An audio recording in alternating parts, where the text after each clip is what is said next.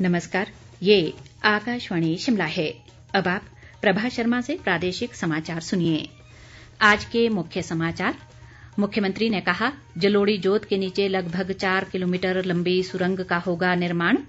स्वास्थ्य मंत्री राजीव सैजल के अनुसार कोरोना वैक्सीन की सक्सेस रेट 70%। केंद्र के दिशा निर्देशों के तहत लगाई जा रही है वैक्सीन। राज्य में जायका परियोजना के तहत वानिकी व अन्य गतिविधियों तक पहुंच बनाने के लिए वेबसाइट शुरू। और प्रदेश में पिछले एक सप्ताह से कुछ जिलों में कोरोना मामलों में वृद्धि दर्ज। ऊना में आज 54 नए मामलों की पुष्टि। अब समाचार विस्तार से। मुख्यमंत्री जयराम ठाकुर ने कहा है कि कुल्लू जिले में जलोड़ी जोत के नीचे से 4 किलोमीटर से अधिक लंबी सुरंग बनेगी। शिमला में चल रहे प्रदेश विधानसभा के बजट सत्र में आज प्रश्नकाल के दौरान विधायक सुरेंद्र शौरी के सवाल पर उन्होंने बताया कि जलोड़ी जोत सुरंग की डीपीआर बनाने के लिए केंद्रीय भूतल परिवहन व राजमार्ग मंत्रालय ने प्रोजेक्ट मैनेजमेंट कंसल्टेंसी के आधार पर नए सिरे से निविदाएं करने को कहा है और जल्द ही टेंडर कॉल कर दिए जाएंगे। मुख्यमंत्री ने कहा कि इस सुरंग के निर्माण पर 364 करोड़ 65 लाख रुपए की लागत आने का अनुमान है। मुख्यमंत्री ने कहा कि सैंज औट लुहरी NH 305 को डबल लेन बनाने पर अभी तक 70 करोड़ 82 लाख रुपए खर्च किए जा चुके हैं। उन्होंने कहा कि NH को डबल लेन बनाने के लिए 1563 करोड़ 99 लाख रुपए की डीपीआर तैयार कर ली गई है।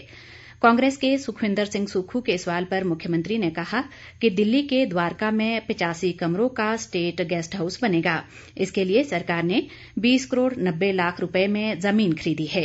उन्होंने कहा कि इस स्टेट गेस्ट हाउस के निर्माण पर 39 करोड़ 70 लाख रुपए की लागत आएगी। विधायक राकेश सिंघा के सवाल पर स्वास्थ्य मंत्री राजीव सैजल ने कहा कि कोरोना वैक्सीन का सक्सेस रेट 70% है। उन्होंने कहा कि कोरोना का नया वायरस आने पर ये वैक्सीन कारगर साबित होगी। ये शोध के बाद ही साफ हो पाएगा। स्वास्थ्य मंत्री ने कहा कि कोरोना वैक्सीन को लगाना अनिवार्य नहीं है। पंजीकरण करने के बाद भी लोग टीका लगाने से इनकार कर सकते हैं। राजीव सैजल ने कहा कि कोरोना वैक्सीन के कारण कोई मौत नहीं हुई है, लेकिन वैक्सीन लगने के बाद एक की मौत हुई है। ये मौत आंगनवाड़ी कार्यकर्ता की हुई है और कोरोना वैक्सीन लगाने के 22 दिन बाद मौत हुई है। कांग्रेस के इंद्रदत्त लखनपाल के अनुपूरक सवाल के जवाब में स्वास्थ्य मंत्री ने बताया कि केंद्र सरकार की गाइडलाइन के तहत ही लाभार्थी को वैक्सीन लगाई जा रही है। कांग्रेस के सुंदर सिंह ठाकुर के सवाल के जवाब में परिवहन मंत्री बिक्रम सिंह ठाकुर ने कहा कि कुल्लू जिले के मलाणा को चलाई जा रही बस को बंद करने को लेकर यदि किसी भी प्रकार का मैनिपुलेशन होगा तो उस पर एक्शन लिया जाएगा।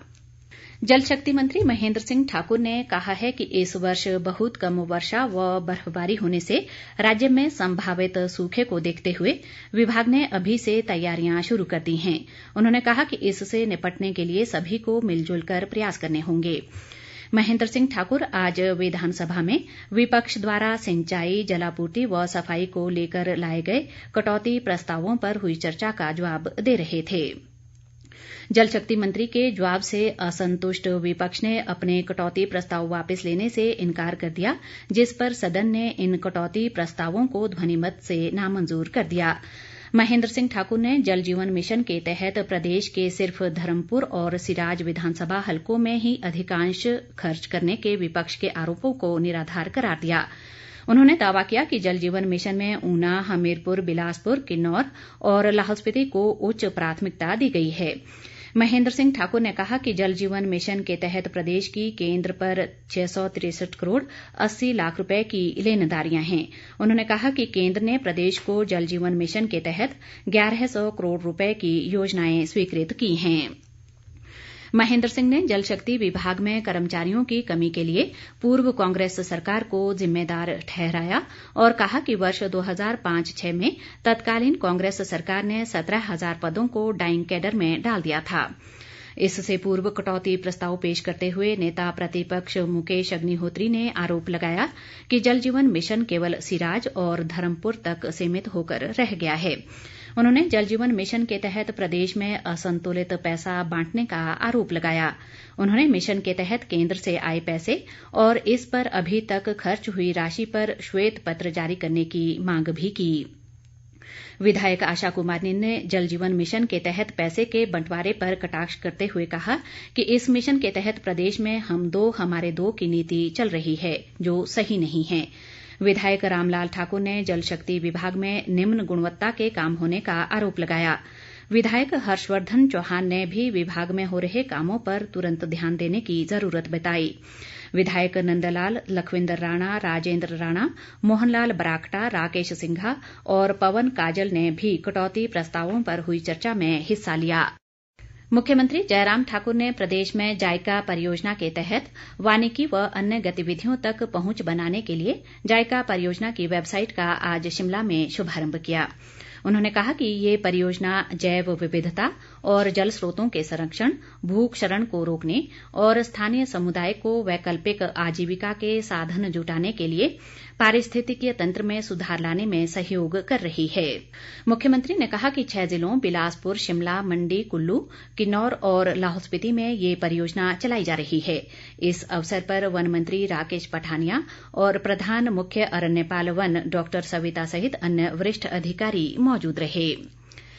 प्रदेश में कोरोना संक्रमितों की संख्या बढ़कर 59,869 तक पहुंच गई है। वर्तमान में प्रदेश में कोरोना के 820 सक्रिय मामले हैं। आज अभी तक प्रदेश में 119 नए कोरोना मामले दर्ज किए गए हैं। ऊना जिले में संक्रमण के आज सर्वाधिक 54 मामलों की पुष्टि हुई है। पिछले एक सप्ताह से कुछ जिलों में कोरोना के मामलों में वृद्धि देखी जा रही है। ऊना के मुख्य चिकित्सा अधिकारी डॉक्टर रमन कुमार ने बताया कि आज जिले के एक नर्सिंग कॉलेज में 35 छात्राएं संक्रमित पाई गई हैं।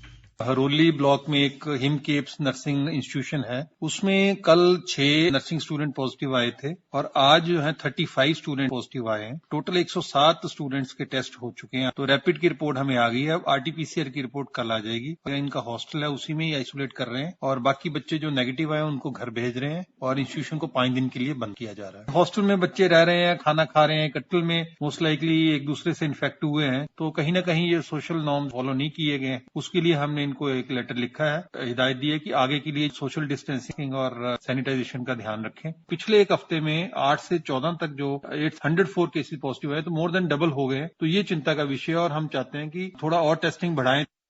उन्होंने बताया कि ऊना जिला मुख्यालय में कल से शुरू हो रही सेना की खुली भर्ती में अभ्यर्थियों को कोरोना नेगेटिव प्रमाण पत्र लाना अनिवार्य बनाया गया है।